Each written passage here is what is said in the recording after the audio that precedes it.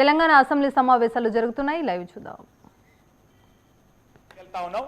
నేను మహేశ్వర్ రెడ్డి గారిని కోరుతా ఉన్నా, మరొక్కసారి మేము వస్తాం మీతోనే, మాకు బేషిజాలు లేవు, మేము ప్రభుత్వంలో ఉన్నామని మీరు తీసుకెళ్ళండి. కేంద్ర ప్రభుత్వానికి సంబంధించిన ప్రధానమంత్రి గారి దగ్గర తీసుకెళ్ళండి, మేము వస్తాము.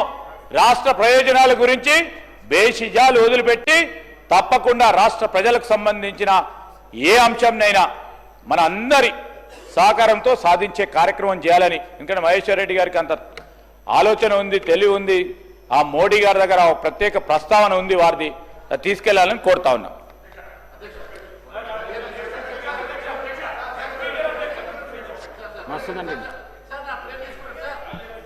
అధ్యక్ష ధన్యవాదాలు.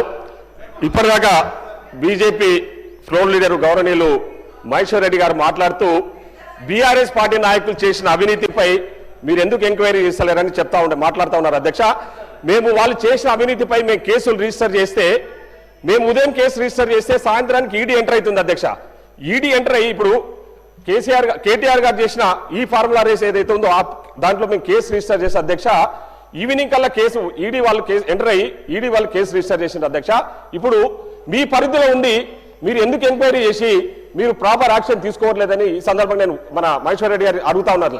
ప్రతి దాంట్లో కూడా అధ్యక్ష, ఇక్కడ అందరికీ కూడా తెలిసిన విషయం ఏంటంటే ఏదైనా అఫెన్స్ 10 లక్షలు దాటితే కంపల్సరీ అది ఈడీ అండర్కి వస్తుంది. అధ్యక్ష, సో ఈడీ ఇప్పుడు ఈడీ, ఇన్కమ్ ట్యాక్స్, సిబిఐ వాళ్ళ పరిధిలోని అంశాలు ఈరోజు ఈడీ ఎంటర్ అయ్యి ఆ కేసులను నీరుగార్చే ప్రయత్నం ఈరోజు బీఆర్ఎస్ పార్టీ నాయకులను కాపాడే ప్రయత్నం ఈరోజు బీజేపీ వాళ్ళు చేస్తా ఉన్నారు. అధ్యక్ష, అది అందరికి తెలిసిన విషయమే. ఇద్దరు కూడా కొల్యూడ్ అయ్యి ఈరోజు బీఆర్ఎస్ చేసిన అవినీతిని అంతా కూడా వాళ్ళు కప్పిపుచ్చే ప్రయత్నం. ఈరోజు మీరు కేంద్రంలో 10 సంవత్సరాల అధికారంలో ఉండి బీఆర్ఎస్ పార్టీ ఈరోజు గత 10 సంవత్సరాలలో చేసిన అవినీతిని మీరు కప్పిపుచ్చే ప్రయత్నం చేశారు, వారిని కాపాడే ప్రయత్నం చేశారు. ఒక్కరోజు కూడా ఎన్నోసార్లు అధ్యక్ష హోమ్ మినిస్టర్ అమిత్ షా గారు, అదేవిధంగా మోడీ గారు తెలంగాణ రాష్ట్రానికి వచ్చినప్పుడు బీఆర్ఎస్ పార్టీ అధికారంలో ఉన్నప్పుడు ఎన్నోసార్లు వాళ్ళు మాట్లాడింది. అధ్యక్ష, కాళేశ్వరం వాళ్ళకు ఏటీఎం లాగా, టీఆర్ఎస్ వాళ్ళకు కాళేశ్వరం ప్రాజెక్ట్ ఏటీఎం లాగా ఉపయోగపడతా ఉంది.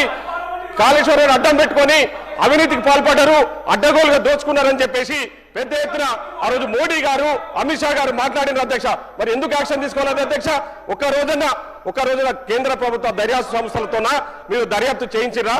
ఈ రోజు బీజేపీ వాళ్ళు బీఆర్ఎస్ వాళ్ళని కాపాడుతున్నారు అనేది ఇది వాస్తవం అధ్యక్ష, అది అందరికి తెలిసిన విషయం. అధ్యక్ష, కాబట్టి ఈరోజు మళ్ళీ బీఆర్ఎస్ వాళ్ళని కాపాడే ప్రయత్నంలో భాగంగానే ఈరోజు మా మీద ఆరోపణలు చేస్తా ఉన్నారు. అధ్యక్ష, ఈరోజు మా పాలన, ప్రజాపాలన చాలా ట్రాన్స్పరెంట్ గా, ఎక్కడ అవినీతికి ఆస్కారం లేకుండా ఈరోజు మా గౌరవ ముఖ్యమంత్రి రేవంత్ రెడ్డి గారు అందిస్తా ఉన్నారు. అధ్యక్ష, అది అందరికి తెలిసిన విషయం.